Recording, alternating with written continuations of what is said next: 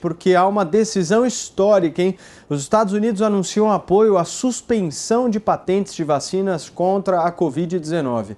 Segundo o departamento que controla o comércio exterior, o governo Biden vai atuar ativamente para agilizar as negociações sobre o tema na Organização Mundial do Comércio.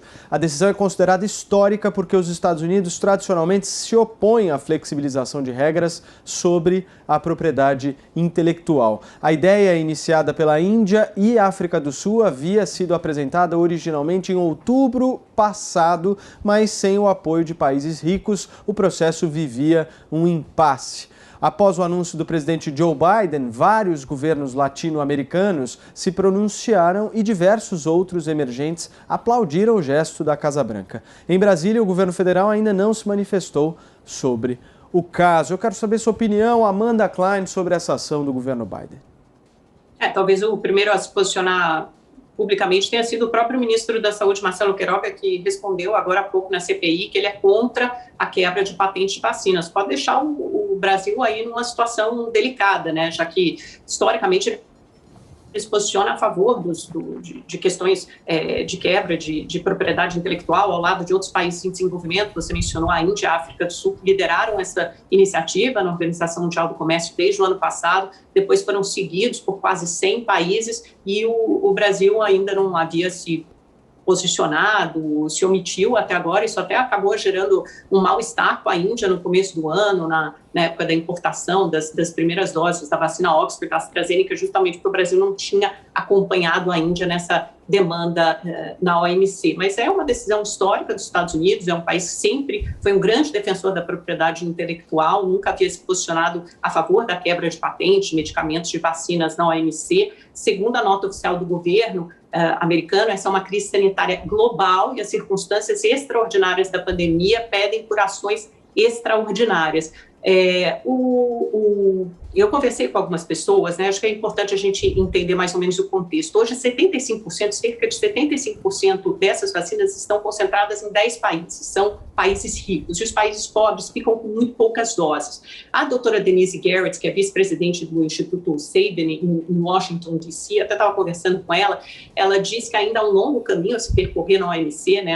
As decisões são obtidas por consenso. Ela acha que é um avanço do governo Biden, é um peso grande que os Estados Unidos exercem, mas ainda vão ter que convencer a União Europeia e outros países. Mas ela diz também, ela alerta que a quebra de patentes não é uma solução imediata. E por quê? Porque essas vacinas, principalmente de RNA mensageiro, como as da Pfizer e da Moderna, elas têm uma grande tecnologia, uma tecnologia que esses países não detêm. É difícil fazer isso por engenharia reversa. E nós somos ainda muito, muito dependentes da importação de insumos das vacinas, insumos médicos e transferência de tecnologia. Então, talvez fosse mais inteligente atuar nessas frentes. Já o Daniel Dourado, que é médico e advogado especializado em saúde, ele argumenta que a suspensão de patentes é essencial para permitir o aumento de produção de vacinas e também o acesso pelos países pobres e diminuir o preço global, só que no curto prazo ele também considera que não será suficiente para resolver esse problema de esse cenário de escassez, mas de qualquer forma ele acha que é uma questão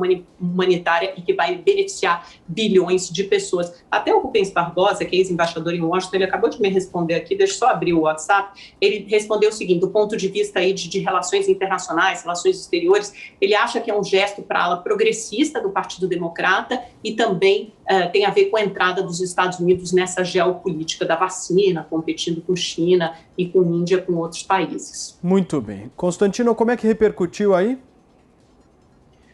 O Paulo, o Joe Biden foi um grande estelionato eleitoral, né? Agora, quem estava atento, acompanhando, percebeu, né, que ele não tinha nada de moderado. Acreditaram que por ele ser senador há 283 anos, ele ia ser aquele cara apagado que nunca fez nada, e ele é um fantoche na mão de um partido bem mais radical e à esquerda. Já disse em várias ocasiões que o Partido Democrata hoje parece o PSOL e não o PSDB, né? Apesar de que o PSDB também vai tentando catch up. Agora, essa decisão é um tanto demagógica, a gente entende que está numa situação, numa circunstância ímpar, né? Quer dizer, uma pandemia, a gente consegue entender isso, mas abre precedentes, como a notícia mesmo dá a entender, né? Uma quebra de patente sem precedente, isso abre um precedente muito perigoso, qual seja o foco míope, o horizonte de curto prazo que é típico de todo populista e demagogo. né, que eu passei a chamar de Maquiavel às avessas. Né, para salvar 100 pessoas hoje, condena 1.000 à morte amanhã. A pesquisa e desenvolvimento, para passar numa FDA da vida, que é séria, aliás, só para lembrar, a Amanda colocou lá em cima, a FDA, a EMA, quando interessou, são duas agências que não aprovaram a Coronavac. Mas, em frente. Você tem que passar por um processo de 1 ano e meio, 2 anos de investimento para ter um medicamento aprovado, que custa $1,5 bi, $2 bi.